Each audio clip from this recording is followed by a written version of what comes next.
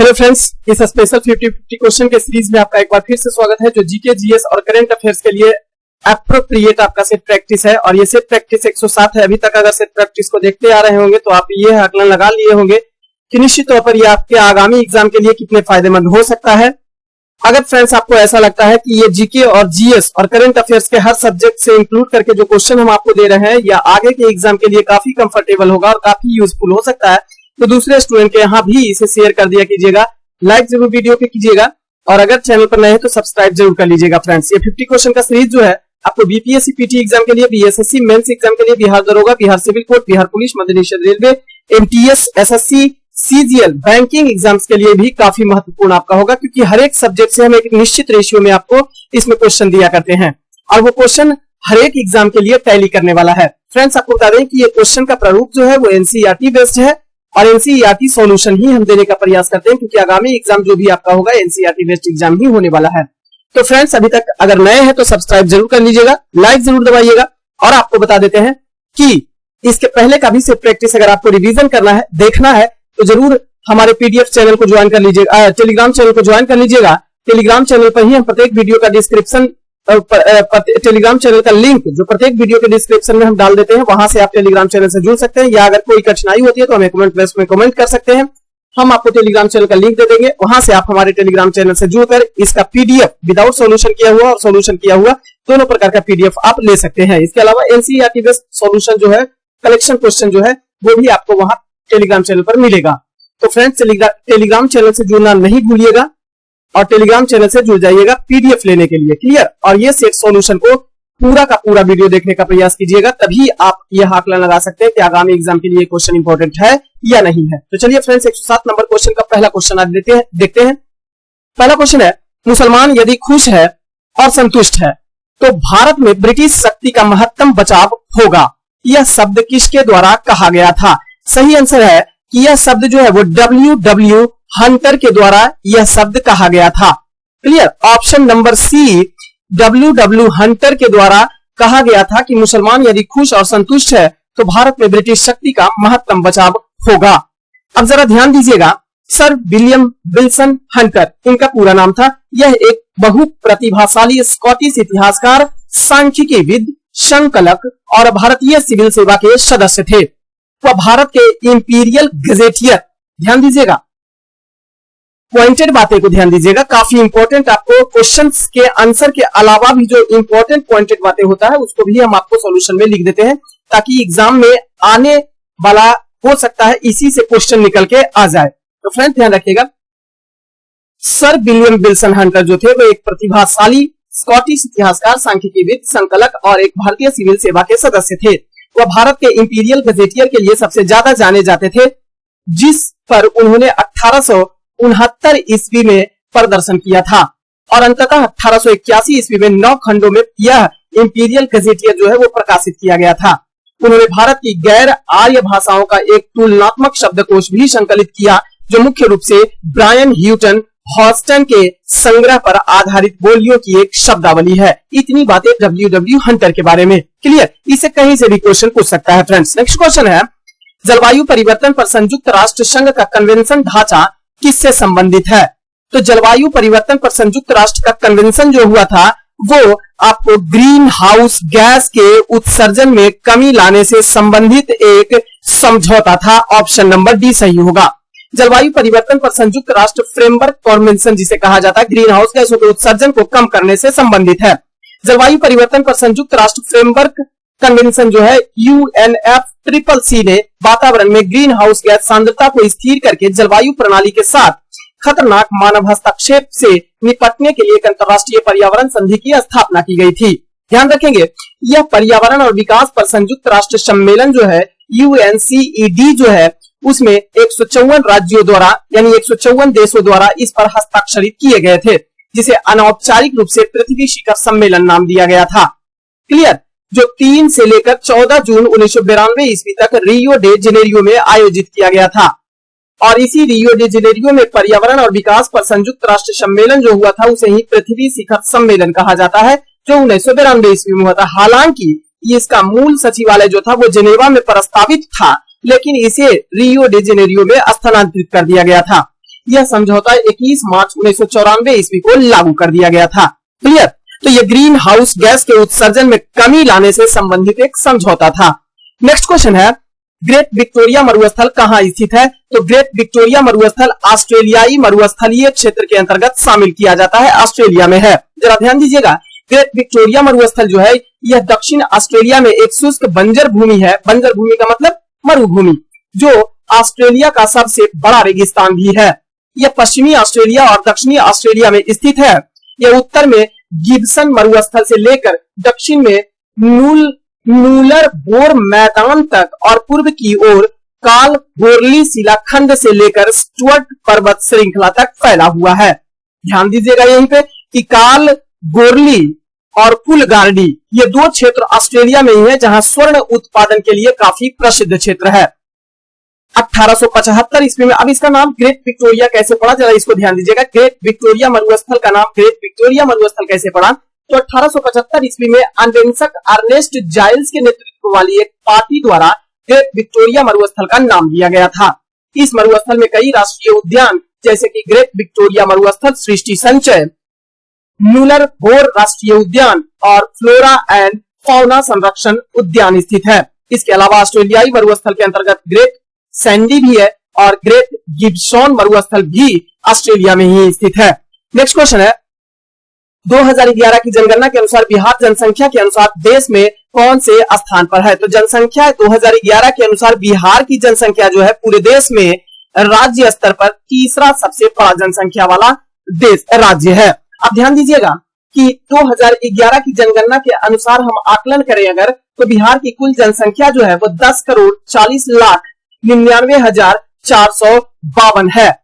इसमें पुरुष की जनसंख्या की बात करें तो 5,42,78,157 व्यक्ति पुरुष व्यक्ति हैं, जो कि बिहार के कुल जनसंख्या का 52.14% है। जबकि महिलाओं की ओर अगर ध्यान देंगे कि महिला की जनसंख्या बिहार में कितनी है, तो कुल जनसंख्या का 4,98,21,295 महिला सदस्य हैं बिहार में। इसके अलावा बात करें प्रतिशत के दृष्टिकोण से, तो बिहार की कुल प्रतिशतता के दृष्टिकोण से महिलाओं का प्रतिशत बिहार में 47.86% है। कुल जनसंख्या के संदर्भ में बिहार देश में उत्तर प्रदेश और महाराष्ट्र के बाद तीसरा स्थान पर आता है। यहाँ देश की कुल जनसंख्या का, अब देश की कुल जनसंख्या का बिहार की जनसंख्या में प्रतिशत देखेंगे तो 8.6% बिहार में निवास करती है, भारत के कुल जनसंख्या का निवासी। क्लियर? 8.6% बिहार में निवास करती है देश की कुल जनसंख्या का। ध्यान दीजिएगा नेक्स्ट पॉइंट, देश में जनसंख्या के आधार पर पहला स्थान पर उत्तर प्रदेश आता है, जहां की कुल आबादी 19,98,12,341 है, जो देश की कुल आबादी का 16.5% लगभग 16.5% है। जबकि दूसरे स्थान पर महाराष्ट्र का स्थान आता है, जहां की कुल आबादी 11,23,74,333 है, जो देश की कुल आबादी का 9.28% है। बिहार का सर्वाधिक जनसंख्या वाला जिला की बात करें तो पटना जिला सर्वाधिक जनसंख्या वाला जिला है और न्यूनतम जनसंख्या वाला जिला शेखपुरा जिला है। नेक्स्ट क्वेश्चन है, ईरान पाकिस्तान गैस पाइपलाइन को निम्न नाम से भी जाना जाता है, किस नाम से जाना जाता है? तो ईरान पाकिस्तान गैस पाइपलाइन को शांति पाइपलाइन के नाम से भी जाना जाता है, पीस पाइपलाइन के नाम से जाना जाता है।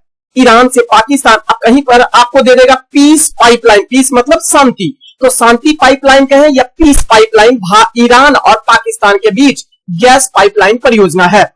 अब जरा इसका डिटेल ध्यान दीजिएगा, तो ईरान से पाकिस्तान तक प्राकृतिक गैस पहुंचाने के लिए 2,775 किलोमीटर, मील में बात करें तो 1724 मील निर्माणाधीन पाइपलाइन परियोजना है, जिसे शांति पाइपलाइन या आईपी गैस के रूप में भी जाना जाता है। दोनों नाम याद रखेंगे, शांति पाइपलाइन या पीस पाइपलाइन अंग्रेजी में, या आईपी पाइपलाइन गैस के रूप में जाना जाता है। इस परियोजना की संकल्पना की बात करें तो 1989 ईस्वी में राजेंद्र के पचौरी ने की थी, जो अली शम्स अर्देकानी और ईरान के पूर्व उप विदेश मंत्री सरवर सर के साथ साझेदारी में किया गया था। ध्यान दीजिएगा, 4 सितंबर 2012 को परियोजना को अक्टूबर 2012 से पहले शुरू करने और दिसंबर 2014 तक इसे पूरा कर लेने की घोषणा की गई थी इस समझौता के तहत। नेक्स्ट क्वेश्चन है, निम्नलिखित में से कौन सा युग्म इसमें सम्मिलित नहीं किया गया है? तो ध्यान दीजिएगा, विटामिन B1 संतरा है, दूसरा पॉइंट ऑप्शन में है विटामिन डी कॉड यकृत तेल, विटामिन ई गेहूं अंकुर तेल और विटामिन के एल्फाफा जो है उससे प्राप्त होता है। अब जरा ध्यान दीजिएगा कि एक तरफ आपका सभी विटामिन का नाम दिया हुआ है और दूसरे तरफ उसका स्रोत का नाम दिया हुआ है और कह रहा है कौन सा सुमेलित नहीं है। तो विटामिन B1 जो है वो इसका स्रोत जो है वो संतरा नहीं होता है, तो ऑप्शन नंबर ए ही आपका गलत हो जाएगा।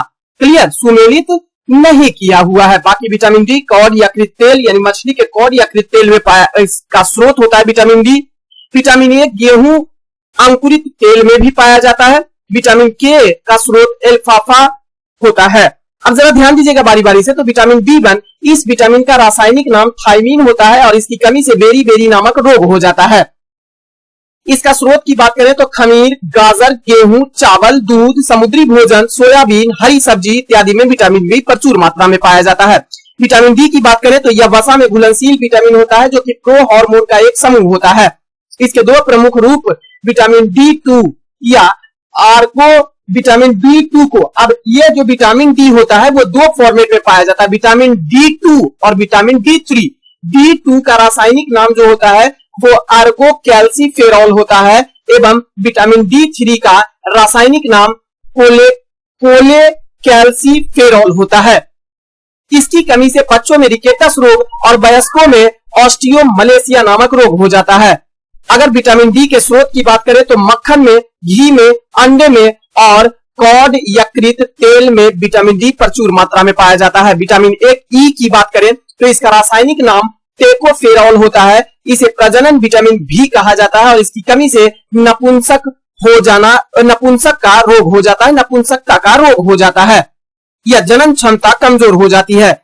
अगर विटामिन ई के स्रोत की बात करें तो गेहूं, चना, मटर, हरी पत्तेदार सब्जी, मांस इत्यादि में प्रचुर मात्रा में पाया जाता है। विटामिन के की बात करें तो इसका रासायनिक नाम फिलोक्विनोन होता है। यह शरीर में रक्त स्कंदन के लिए बहुत ही जिम्मेदार विटामिन होता है। इसका स्रोत हरी पत्तेदार सब्जी, टमाटर, पनीर, एल्फाफा इत्यादि होता है।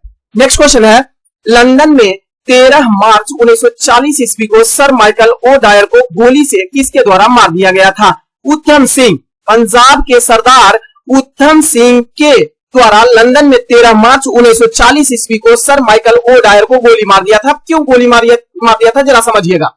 उधम सिंह ने 13 अप्रैल 1919 ईस्वी में हुए जलियांवाला बाग हत्याकांड के जिम्मेवार माइकल ओ डायर को प्रतिशोध लेने के लिए लंदन में 13 मार्च 1940 ईस्वी को हत्या कर दी थी। जलियांवाला बाग हत्याकांड के दौरान जनरल ओ डायर पंजाब का तत्कालीन लेफ्टिनेंट गवर्नर था। इसी का बदला लेने के लिए, क्योंकि यही जिम्मेवार था जलियांवाला बाग हत्याकांड। जलियांवाला बाग हत्याकांड क्या था जरा ध्यान दीजिएगा। जलियांवाला बाग हत्याकांड जो था वो अमृतसर का एक बाग था, जल्ली नामक एक किसान का एक मैदान था, बाग था और उसी में जनसभा, शांतिपूर्ण जनसभा इकट्ठा हो गई थी जो रॉलेट एक्ट के विरोध में डॉक्टर सैफुद्दीन किचलू और सतपाल को गिरफ्तार कर लिया गया था। उसके विरोध में जनसभा आयोजित की गई थी। उसी जनसभा में जनरल ओ डायर ने निहत्थे लोगों पर गोली चलाने का आदेश दे दिया था और कई लोगों की मृत्यु हो गई थी और कई लोग घायल हो गए थे। बहुत ही आलोचना हुई थी देश स्तर पर और विदेश स्तर पर भी बहुत आलोचना हुई थी जलियांवाला बाग हत्याकांड का और इसी का जिम्मेवार जनरल ओ डायर था और इसकी हत्या 13 मार्च 1940 ईस्वी को उधम सिंह ने कर दी थी। नेक्स्ट क्वेश्चन है, भारत का कौन सा राज्य सर्वप्रथम खुले शौच से मुक्त राज्य घोषित किया गया है? तो सिक्किम राज्य पहला राज्य है भारत में जो खुले में शौच से मुक्त राज्य घोषित कर दिया गया है। जरा ध्यान देने योग्य बात है, 2 अक्टूबर 2019 को भारत के 36 राज्य और केंद्र शासित प्रदेशों के सभी गांवों को खुले में शौच मुक्त यानी ODF घोषित किया गया है। सिक्किम को भारत का पहला, इसके अंतर्गत सिक्किम जो है वो भारत का पहला राज्य है जिसे खुले में शौच मुक्त राज्य घोषित किया गया है। 27 मई 2016 को सिक्किम को खुले में शौच से मुक्त राज्य घोषित किया गया था। पूरे देश के सभी गांवों को 2 अक्टूबर 2019 को, जबकि सिक्किम को 27 मई 2016 को खुले में शौच मुक्त राज्य घोषित किया गया था। क्लियर। नेक्स्ट क्वेश्चन, लेखानुदान क्या होता है? तो लेखानुदान जो है, ध्यान दीजिएगा, बजट पारित लंबित होने के कारण निधि के आवंटन हेतु एक अनुदान राशि दिया जाता है संसद के द्वारा, इसे ही लेखा अनुदान कहा जाता है, वोट एंड अकाउंट कहा जाता है। अब जरा इसको देखिएगा, तो वोट ऑन अकाउंट यानी लेखा अनुदान क्या है? विनियोग विधेयक के पारित होने के बाद ही भारत की संचित निधि से कोई रकम निकाली जा सकती है। विनियोग विधेयक जब पारित हो जाएगा संसद के द्वारा तो संचित निधि से कोई धन निकाला जा सकता है। क्लियर? किंतु सरकार को इस विधेयक के पारित होने के पहले भी रुपयों की आवश्यकता हो सकती है। हो सकता है कि विनियोग विधेयक पारित नहीं हुआ है, अब फिर भी सरकार को अकस्मात पैसों की आवश्यकता पड़ गई, रुपये की आवश्यकता पड़ गई, तो ऐसे स्थिति में अनुच्छेद 116 के अंतर्गत लोकसभा लेखा अनुदान पारित करके सरकार के लिए एक अग्रिम राशि मंजूर कर सकती है। इसके बारे में बजट विवरण देना सरकार के लिए संभव नहीं होता है, इसी को लेखानुदान राशि कहा जाता है। क्लियर? नेक्स्ट क्वेश्चन, निम्नलिखित में से कुलगार्डी कौन सी क्रिया संपन्न होती है? कुलगार्डी में तो अभी बताया, कुलगार्डी और कालगुर्डी ऑस्ट्रेलिया में पाया जाता है, जहां सोने के खनन के लिए यह क्षेत्र काफी प्रसिद्ध है विश्व में। कालगुर्डी पश्चिमी अमेरिका के गोल्डफील्ड स्पेरेंस क्षेत्र में स्थित एक प्रमुख नगर है। इसकी स्थापना 1893 ईस्वी में गोल्ड माइल के नजदीक स्थित है। इसके अलावा ऑस्ट्रेलिया में कुलगार्डी भी गोल्ड खनन हेतु प्रसिद्ध क्षेत्र है। विश्व में तांबा का सर्वाधिक खनन जो है वो चिली का क्यूरिकमाटा की खान, जो तांबे की खान के लिए प्रसिद्ध है। नेक्स्ट क्वेश्चन है, टेफ्लॉन निम्नलिखित में से किस एक का बहुलक होता है? टेफ्लॉन जो होता है वो टेट्राफ्लोरोएथिलीन का बहुलक होता है, टेफ्लॉन। क्लियर? यह एक प्लास्टिक होता है टेफ्लॉन, जिसका निर्माण टेट्राफ्लोरोइथिलीन के बहुलीकरण से प्राप्त किया जाता है, पॉलीमेराइजेशन से प्राप्त किया जाता है, और इसका उपयोग नहीं चिपकने वाले बर्तन के निर्माण में किया जाता है। क्वेश्चन पूछता है ना कि नॉन स्टिक बर्तन में किसका प्रयोग किया जाता है? तो टेफ्लॉन का प्रयोग किया जाता है, तो जो टेट्राफ्लोरोइथिलीन के बहुलीकरण से प्राप्त किया जाता है। अब विनाइल क्लोराइड की बात करें तो इसके बहुलीकरण से पॉलीविनाइल क्लोराइड पीवीसी का निर्माण होता है, जिसका प्रयोग पतली चादर, फिल्म, बरसाती सीट, कवर इत्यादि के निर्माण में किया जाता है। और ध्यान दीजिएगा, टेफ्लॉन और विनाइल क्लोराइड, पॉलीविनाइल क्लोराइड, ये दोनों ही थर्मोप्लास्टिक का उदाहरण होता है। प्लास्टिक दो प्रकार का होता है, ज्ञातव्य है, आप जानते ही होंगे। प्लास्टिक दो प्रकार का होता है, एक थर्मोप्लास्टिक और दूसरा थर्मोसेटिंग प्लास्टिक।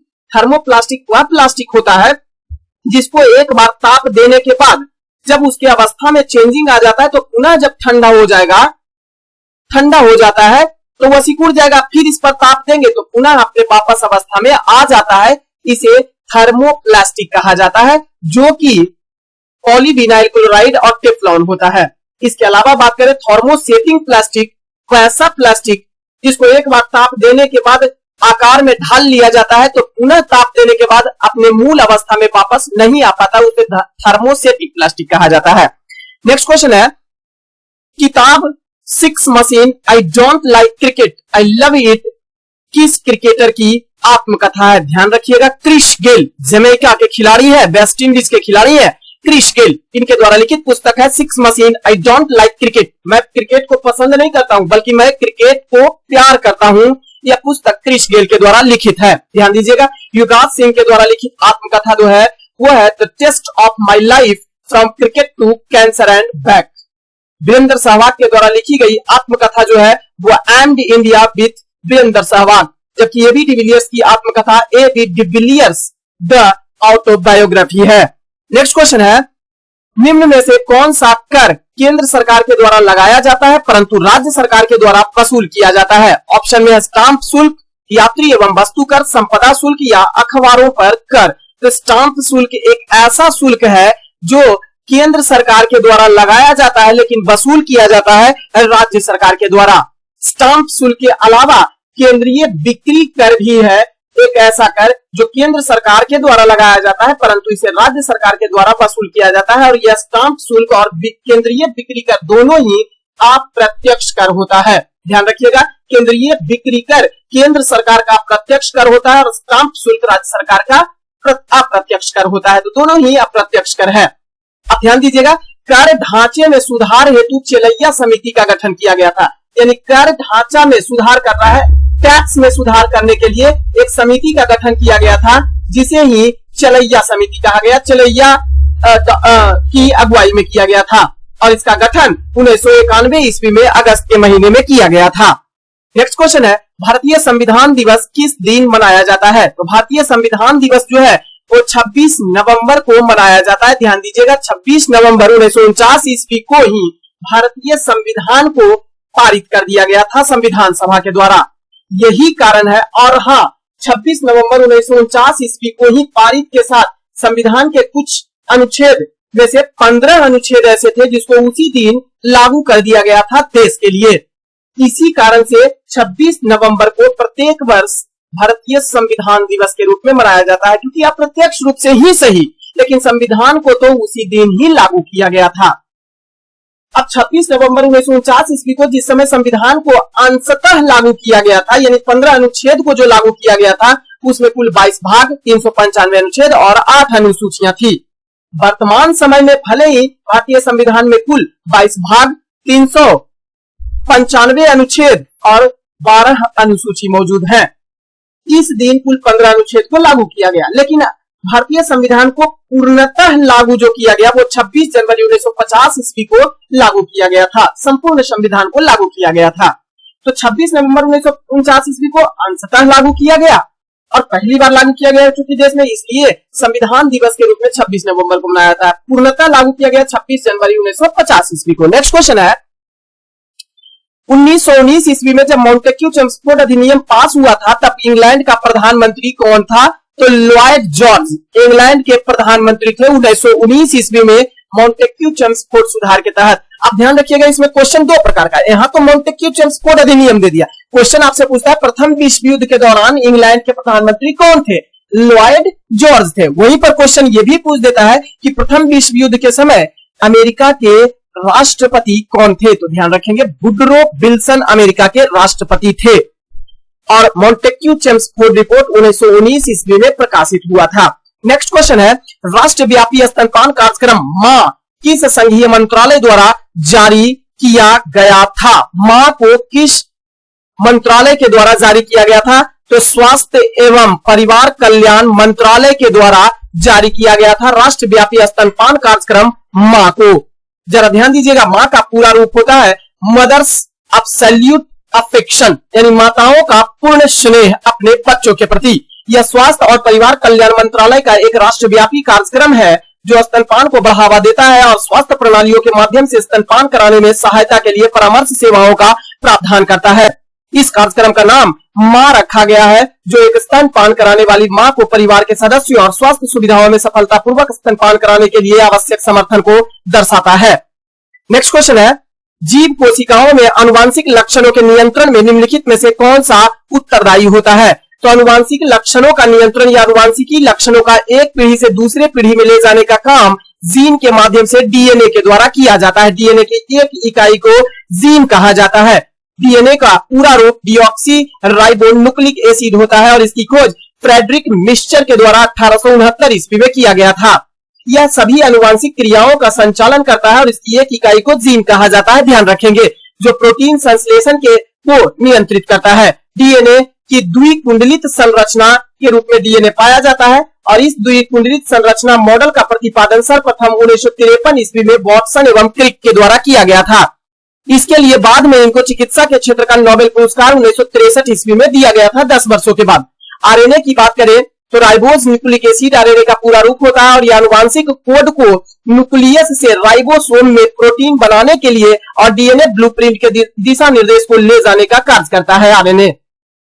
एंजाइम की बात करें तो जीवित कोशिकाओं में उत्पन्न होने वाले नाइट्रोजन युक्त कार्बनिक पदार्थ होता है जो शरीर के अंदर होने वाले विभिन्न जैव रासायनिक क्रियाओं को उत्प्रेरित करता है। हार्मोन की बात करें तो जटिल कार्बनिक पदार्थ होता है जो सजीवों में होने वाले विभिन्न जैव रासायनिक क्रियाओं, वृद्धि एवं विकास, प्रजनन आदि का नियमन और नियंत्रण करने का काम करता है। नेक्स्ट क्वेश्चन की बात करें तो निम्नलिखित सागरों में से किसका औसत लवणता सर्वाधिक होता है? ध्यान दीजिएगा, ऑप्शन में आपका है काला सागर, पीला सागर, भूमध्य सागर या मृत सागर। तो इजराइल का मृत सागर जो है, और दिए गए ऑप्शन के अनुसार इजराइल का मृत सागर जो है उसकी औसत लवणता इन चारों में से सबसे ज्यादा है। क्लियर? और इजराइल का मृत सागर की औसत लवणता की बात करें तो 240 ग्राम प्रति 1000 मिलीलीटर होता है। ध्यान दीजिएगा, इजराइल का मृत सागर दुनिया का दूसरा सर्वाधिक लवणता वाला झील है, जबकि दुनिया का सर्वाधिक लवणता वाला झील तुर्की का वान झील है, जिसकी औसत लवणता 330 ग्राम प्रति 1000 मिलीलीटर होता है। दुनिया का तीसरा सर्वाधिक लवणता वाला झील यूएसए का ग्रेट साल्ट झील होता है, जिसकी औसत लवणता 230 ग्राम प्रति 1000 मिलीलीटर होता है। क्लियर? अगर ध्यान दीजिएगा कि भारत का सर्वाधिक लवणता वाला झील कौन सा है, तो राजस्थान का सांबर झील सर्वाधिक लवणता वाला झील है भारत का। जबकि भारत में लवणता की दृष्टिकोण से सबसे बड़ा झील की बात करें तो उड़ीसा का चिल्का झील है। ध्यान दीजिएगा। इसी के साथ विश्व में लवणता के दृष्टिकोण से सबसे बड़ा सागर की भी बात कर लेते हैं, तो सबसे बड़ा सागर है कैस्पियन सागर, जिसकी लवणता के दृष्टिकोण से सबसे बड़ा है। विश्व का सबसे कम लवणता वाला झील बोथनिया की खाड़ी है, जो यूरोप में स्थित है और इसकी लवणता 2 ग्राम प्रति 1000 मिलीलीटर है। जबकि दूसरा सबसे कम लवणता वाला सागर या झील बाल्टिक सागर है, जिसकी लवणता 3 से 15 ग्राम प्रति 1000 मिलीलीटर है। आप ये बात भी ध्यान देंगे कि महासागरों की औसत लवणता जो होती है वो 35 ग्राम प्रति 1000 मिलीलीटर होती है, यानी 1000 मिलीलीटर पानी में 35 ग्राम लवणता की मात्रा महासागरों में पाई जाती है। और इस प्रकार की औसत लवणता के बारे में या महासागरों की लवणता के बारे में सर्वप्रथम गिटमर नामक विद्वान के द्वारा 1884 ईस्वी में बताया गया था, उनके चैलेंजर अभियान के दौरान। क्लियर? नेक्स्ट क्वेश्चन, हमने सभी प्रकार के क्वेश्चन को आपके सामने रख दिया है। आप इसको पूरा रिवीजन अगर करेंगे तो निश्चित तौर पर आपको आगामी एग्जाम में किसी भी प्रकार का दिक्कत नहीं होगा। इसीलिए हम 50 क्वेश्चन के इस सीरीज को एक ऐसे बेस के रूप में तैयार किया है कि इसमें सभी सब्जेक्ट इंक्लूडेड करके, जीके जीएस और करंट अफेयर्स के सभी सब्जेक्ट को इंक्लूड करके इसी 50 क्वेश्चन के सीरीज में एक निचोड़ बना के रखा है। अगर आप इसका रिवीजन करते हैं तो निश्चित तौर पर सफलता मिलेगी ही मिलेगी। इसका पीडीएफ जरूर ले लीजिएगा हमारे टेलीग्राम चैनल में जुड़ के। और अगर ऐसा लगता है कि यह क्वेश्चन का सीरीज दूसरे स्टूडेंट के लिए भी यूजफुल हो सकता है तो आप इसे शेयर जरूर कीजिएगा फ्रेंड्स। बैंक दर का आशय क्या होता है? नेक्स्ट क्वेश्चन है, बैंक दर का आशय क्या होता है? तो बैंक दर किसको कहा जाता है? बैंक दर जो होता है वो केंद्रीय बैंक द्वारा ली जाने वाली आधिकारिक ब्याज दर होती है। बैंक दर जो होता है वो ध्यान रखिएगा, केंद्रीय बैंक यानी आरबीआई बैंक दर, बैंक रेट। बैंक दर वह दर है जिस पर भारतीय रिजर्व बैंक बिना किसी सुरक्षा के वाणिज्यिक बैंकों को अल्पकालिक ऋण प्रोवाइड करता है। अल्पकालिक ऋण प्रोवाइड करता है, उसे बैंक दर कहा जाता है। वर्तमान समय में बैंक दर की बात करें तो 4.25% बैंक दर है वर्तमान समय में। तो अल्पकालिक समय के लिए आरबीआई जो वाणिज्यिक बैंकों को ऋण प्रदान करती है उसे ही बैंक रेट कहा जाता है, बैंक दर कहा जाता है। नेक्स्ट क्वेश्चन है, उद्वंत प्रकाश के लेखक इसमें से कौन से हैं? तो मौली कवि जो है वो उद्वंत प्रकाश पुस्तक के लेखक हैं। क्लियर? इसके अलावा भी मौली कवि के द्वारा अन्य रचनाएं जैसे बाघ सिंह और उद्वंत विनोद भी है। नेक्स्ट क्वेश्चन है, भारत सरकार का कौन सा अधिकारी सदस्य न होते हुए मतलब संसद सदस्य न होते हुए भी भारतीय संसद की कार्यवाही में भाग ले सकता है? तो वो एकमात्र अधिकारी होते हैं attorney general of India, Bharat के महान न्यायवादी।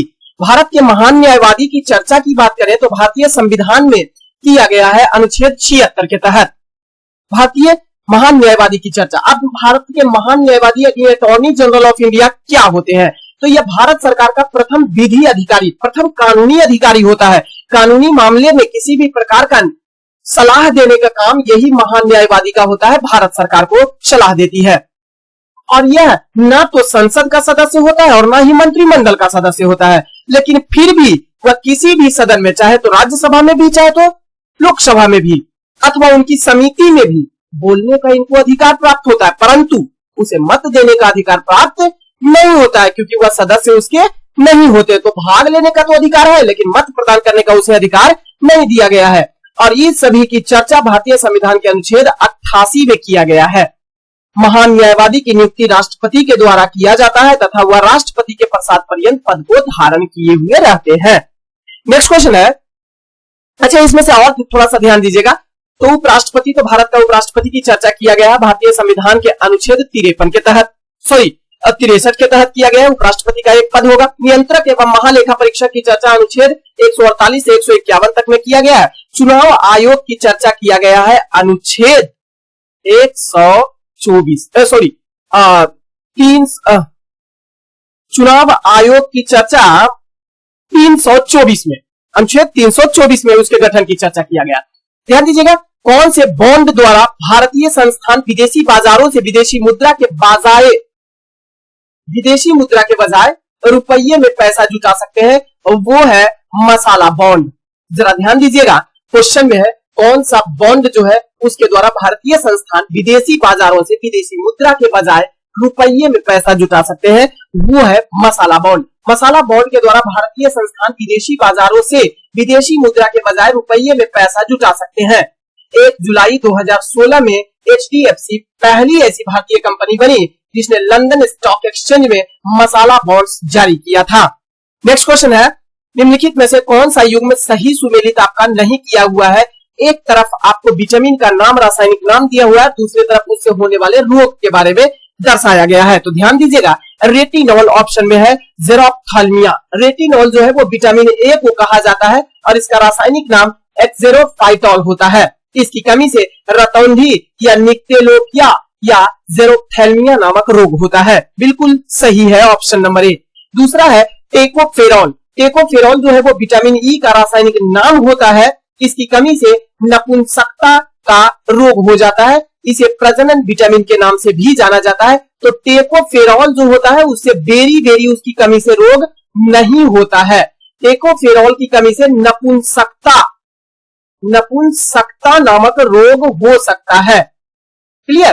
तो सही है, गलत जो मिलान किया हुआ ऑप्शन नंबर 2, टेकोफेरॉल के साथ बेरी नहीं आएगा। बेरी जो है वो विटामिन B1 की कमी से हो जाता है। साइनोकोबालामाइन की बात करें तो यह विटामिन B12 का रासायनिक नाम होता है और इसकी कमी से अरक्तता हो जाती है।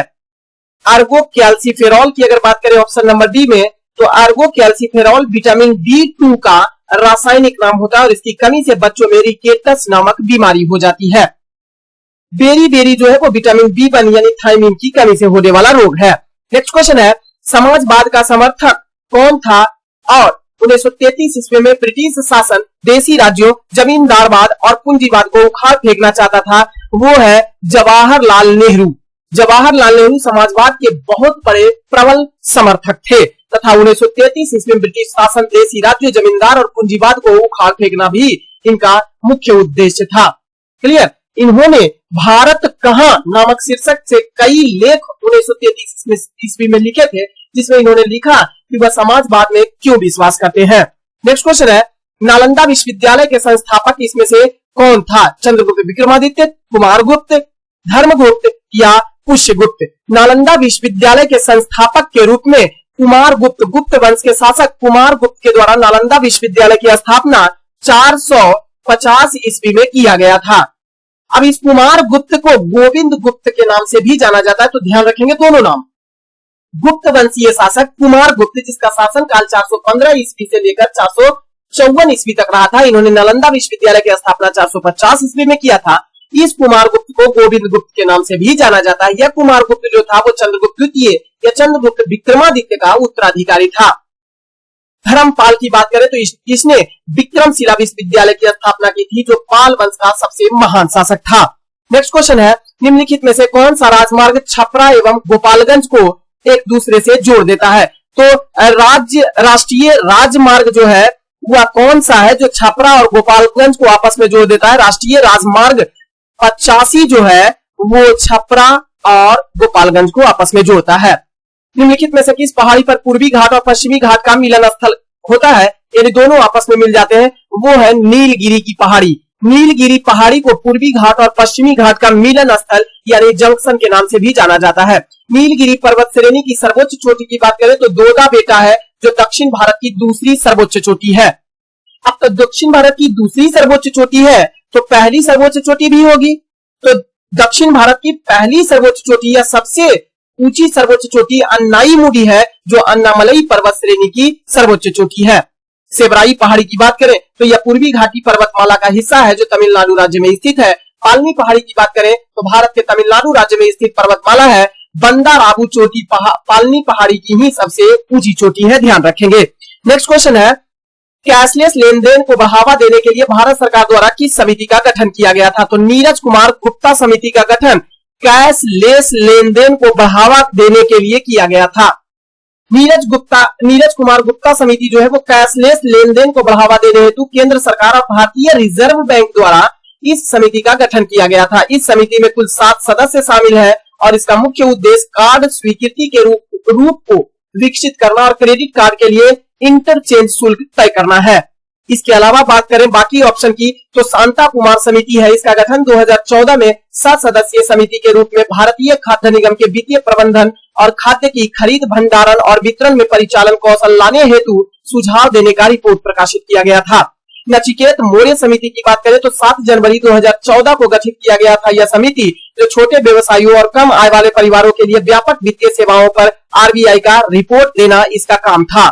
इसके अलावा HR खान समिति, इसके तहत निवेश सीमा के उदारीकरण और प्रतिबंधित क्षेत्रों में विदेशी निवेश की समीक्षा का वकालत करना इसका मुख्य उद्देश्य रहा था। क्लियर। नेक्स्ट क्वेश्चन, सूची 1 को सूची 2 के साथ आपको मिलान करना है।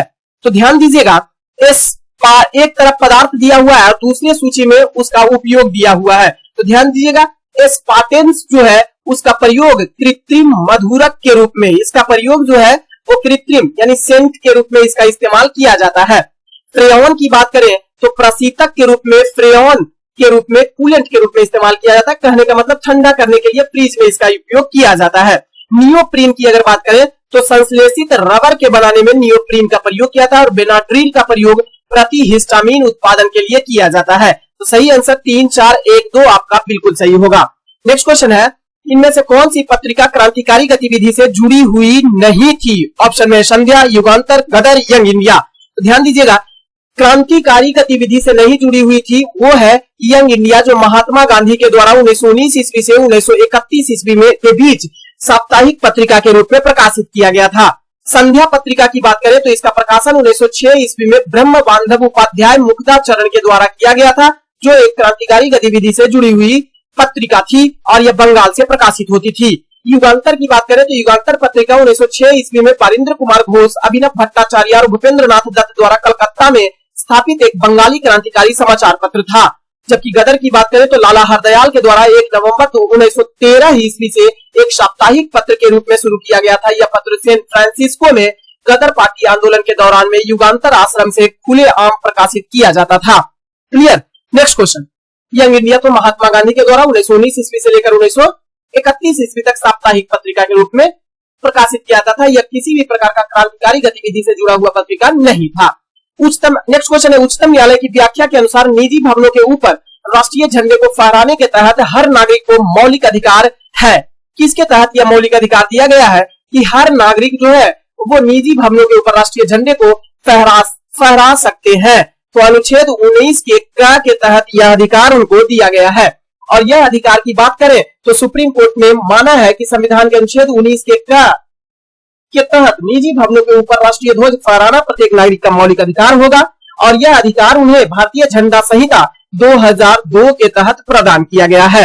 नेक्स्ट क्वेश्चन है, स्वर्णिम चतुर्भुज योजना क्या है? तो स्वर्णिम चतुर्भुज योजना जो है वो 4 महासागरों को, चेन्नई, मुंबई, कोलकाता और दिल्ली को राष्ट्रीय राजमार्ग से जोड़ने का एक पहल है, एक योजना है स्वर्णिम चतुर्भुज योजना। इसकी संकल्पना 1995 ईस्वी में तत्कालीन प्रधानमंत्री अटल बिहारी वाजपेयी का रहा था, जिनका मन में था कि 4 महानगर दिल्ली, मुंबई, कोलकाता और चेन्नई को आपस में राष्ट्रीय राजमार्ग के जरिए जोड़ दिया जाए और इसके तहत राष्ट्रीय राजमार्गों के नेटवर्क को कुल 5846 किलोमीटर लंबे राष्ट्रीय राजमार्ग के द्वारा चारों महानगर को जोड़ने का प्रावधान है।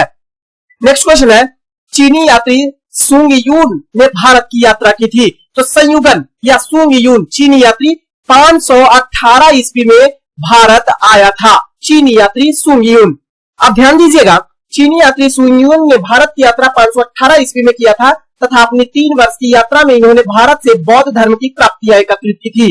ध्यान दीजिएगा कि इसके अलावा भारत आने वाला पहला चीनी यात्री जो था वो फाहियान था, जिसने गुप्त नरेश चंद्रगुप्त द्वितीय या चंद्रगुप्त विक्रमादित्य के दरबार में 399 ईस्वी में भारत आया था और 14 वर्षों तक भारत प्रवास पर रहा था।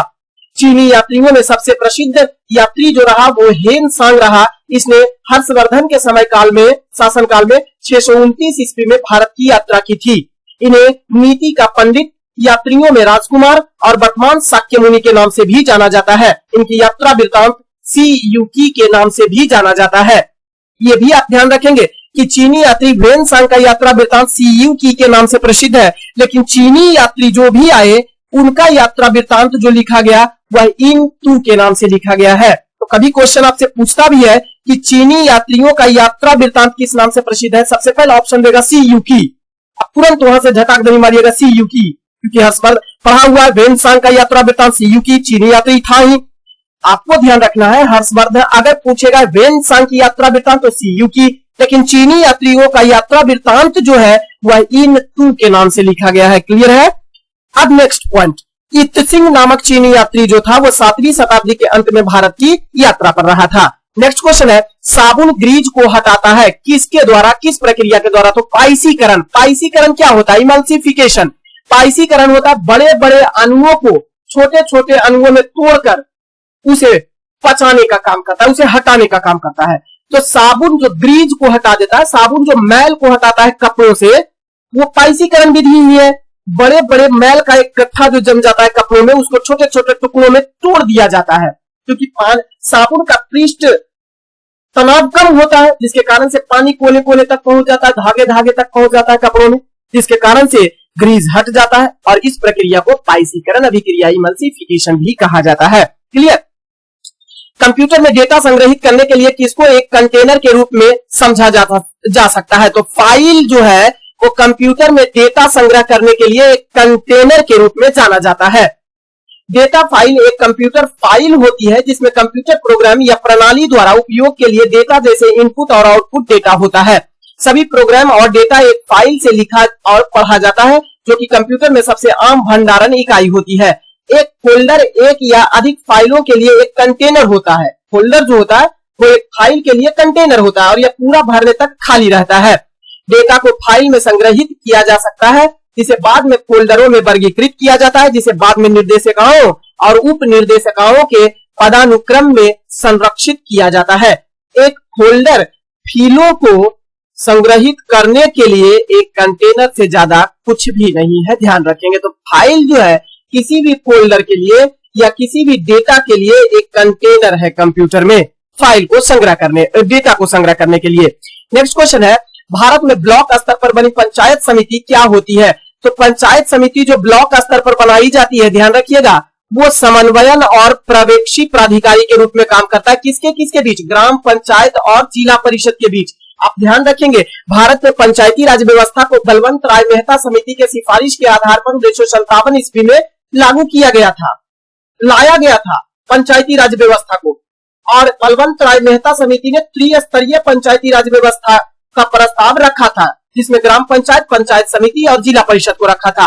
तो पंचायत समिति जो है वो मध्यम इकाई होती है त्रिस्तरीय पंचायत का, जो कि ग्राम पंचायत और जिला परिषद के बीच समन्वयन एवं पर्यवेक्षी प्राधिकारी का कार्य करता है। क्लियर।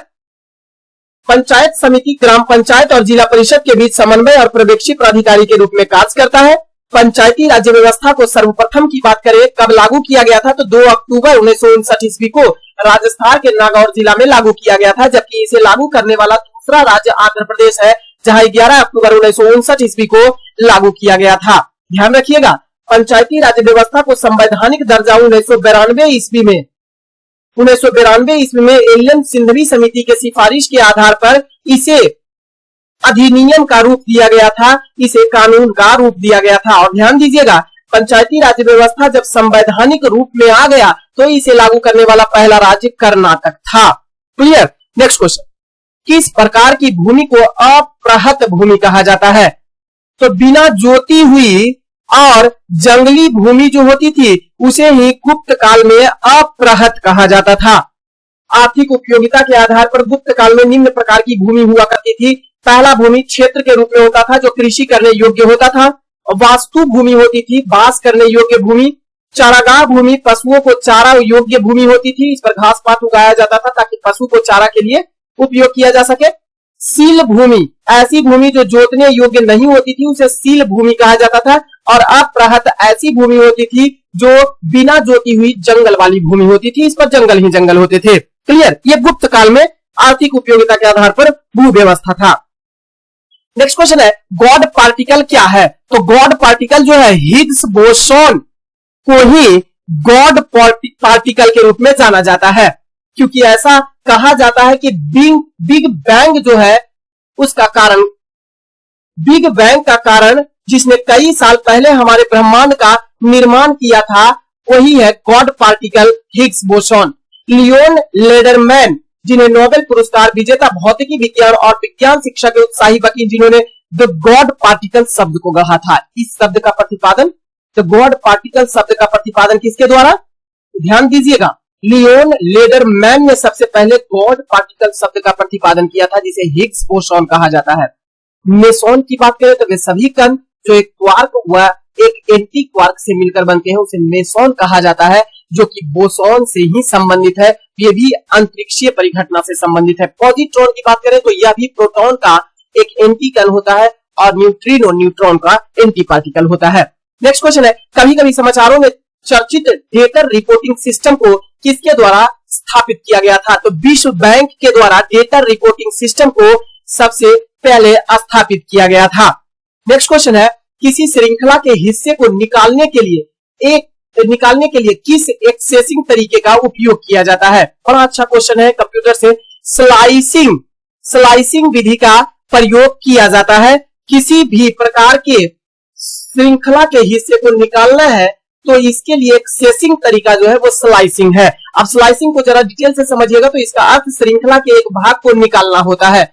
यह डेटा के दिए गए अनुक्रम के एक भाग सब सेट तक पहुंचने की एक प्रक्रिया है। स्लाइसिंग को कई तरीकों से किया जा सकता है। इंडेक्सिंग ऑपरेटिंग का उपयोग करके भी किया जाता है जिसमें स्टार्ट, स्टॉप और स्टेप विधि का इस्तेमाल किया जाता है। स्थिति अनुसार स्लाइसिंग में स्टॉप फर्स्ट डेटा शामिल होता है। डेटा लेवल के अनुसार स्लाइसिंग में दोनों अंत शामिल होते हैं जिसमें विशिष्ट डेटा लेवल के साथ और प्रतिरूप डेटा लेवल के साथ दोनों होता है। .loc एट्रीब्यूटेड का उपयोग करना इसमें शामिल होता है और .iloc एट्रीब्यूटेड का भी उपयोग इसमें किया जाता है स्लाइसिंग में। इंडेक्सेसिंग जो ऑप्शन नंबर ए में दिया हुआ है वह एक डेटा फ्रेम में कुछ पंक्तियों और कॉलम से मानों का चयन करने की एक प्रक्रिया है जिसमें सभी पंक्तियों और कुछ कॉलम को चुनने के लिए सूचीकरण का उपयोग करते हैं। नेक्स्ट क्वेश्चन है बिहार का प्रथम मुस्लिम विजेता इनमें से कौन सा था? तो बख्तियार खिलजी जो था वो बिहार का प्रथम मुस्लिम विजेता रहा।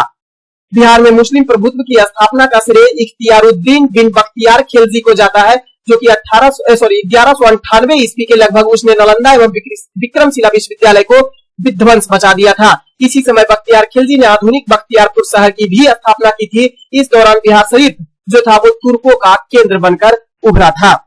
नेक्स्ट क्वेश्चन है एक सांसद एमपी जिसे मेंबर ऑफ पार्लियामेंट कहा जाता है तो एक एमपी की सीट को रिक्त घोषित किया जा सकता है यदि वह सदन से लगातार कितनी अवधि के लिए अनुपस्थित रह जाए? 60 दिन की अवधि तक लगातार बिना सदन की अनुमति के अगर वह उपस्थित रह जाता है तो ऐसे स्थिति में उसके पद को उसके कह सकते हैं उसके सीट को रिक्त समझा जाएगा, खाली समझा जाएगा।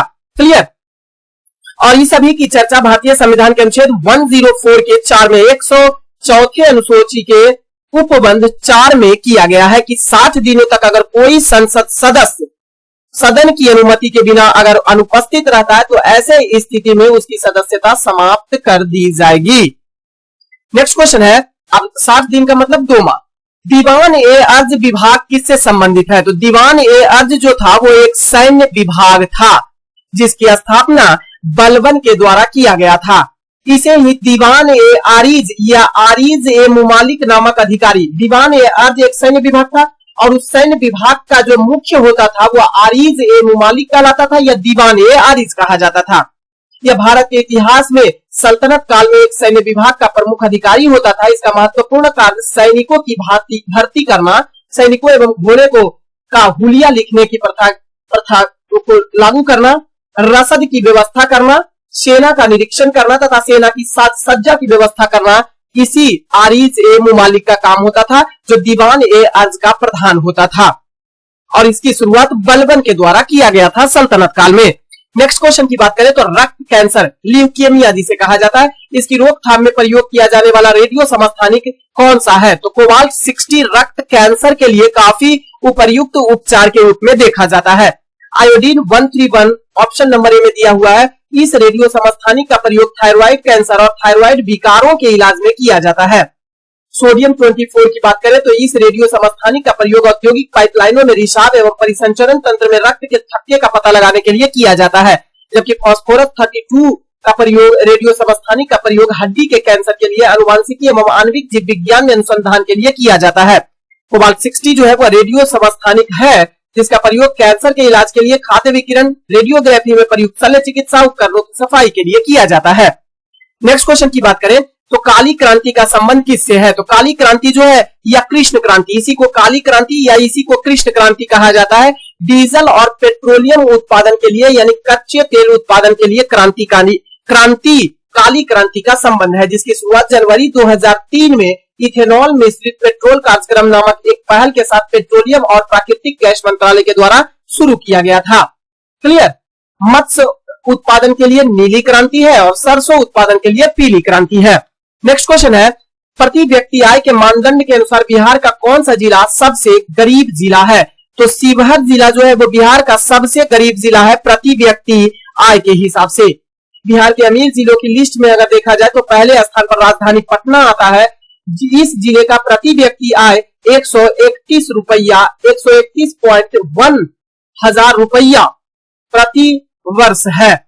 शिवहर के लोगों की सालाना औसत आय की बात करें तो मात्र 19,592 रुपया है, अर्थात प्रतिदिन प्रति व्यक्ति आय 53.67 रुपया है। सबसे गरीब जिला बिहार का शिवहर है प्रति व्यक्ति हिसाब से, जबकि सबसे अमीर राजधानी पटना है बिहार का।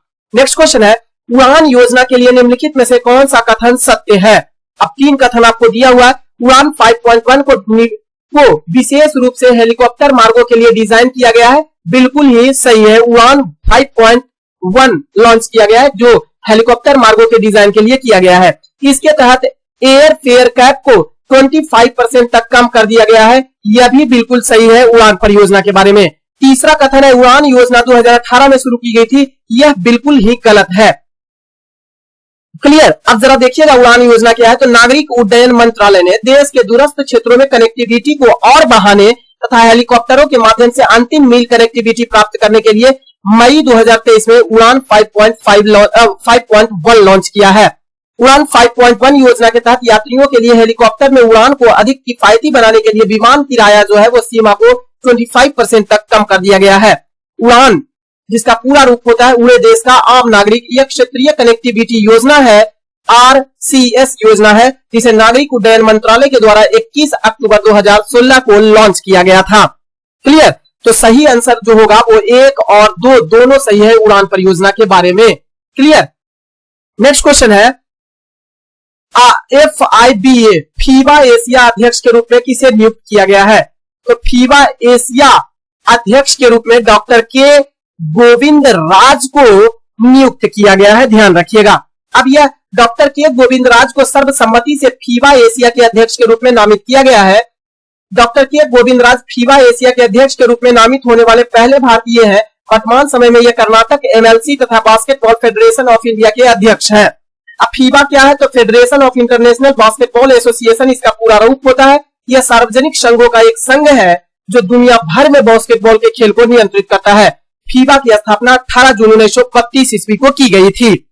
नेक्स्ट क्वेश्चन है, garden reach ship builders and engineers GRSE limited ने हाल ही में गेन्स GAINS 2023 लॉन्च किया है। गेन्स का पूरा रूप क्या होता है? गेन्स का पूरा रूप होता है GRAC accelerated innovation nursing scheme के रूप में इसे जाना जाता है।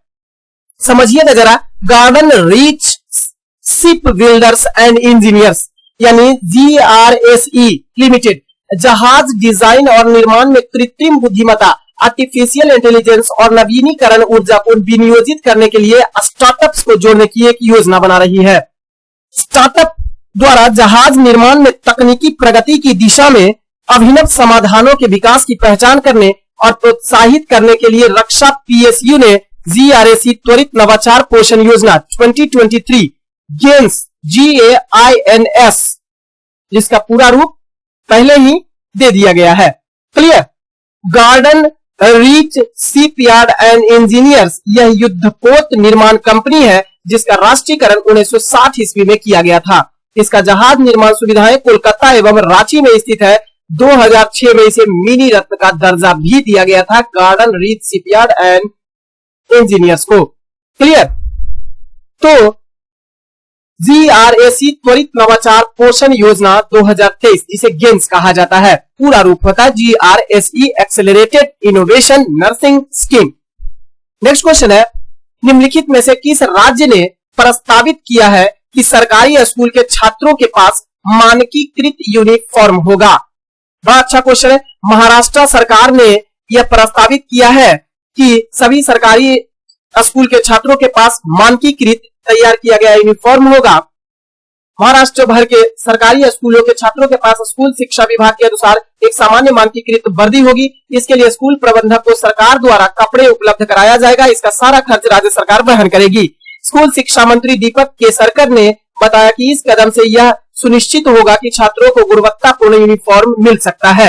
विभाग के अनुसार महिलाओं द्वारा संचालित स्वयं सहायता समूह को गणवेश सिलने का काम सौंपा जाएगा। ध्यान दीजिएगा, ये बड़ा इंपॉर्टेंट पॉइंट है कि यह जो सभी छात्रों को मानकीकृत यूनिफॉर्म महाराष्ट्र सरकार के द्वारा प्रदान किया जाएगा सरकारी छात्रों को, उसको सिलने का काम कौन करेगी? तो स्वयं सहायता समूह की महिलाएं जो है उसको इसके तहत रोजगार दिया जाएगा और उसे सिलने के लिए ही ठेका दिया जाएगा। क्लियर। तो ये 50 क्वेश्चन का सीरीज फ्रेंड्स आपको कैसा लगा कमेंट बॉक्स में जरूर बताइएगा। कोई कमी रहेगा तो वो भी बताइएगा, हम इसको सुधार करने का प्रयास करेंगे और कुछ भी ऐड करने की जरूरत पड़ेगा उसको भी हम ऐड करते रहेंगे। आप इसका पीडीएफ ले लीजिएगा और इसको शेयर कीजिएगा, लाइक कीजिएगा, चैनल पर सब्सक्राइब कीजिएगा नए हैं तो। आज की सेवा को देते विराम, फिर मिलेंगे अगले सेट प्रैक्टिस में। धन्यवाद।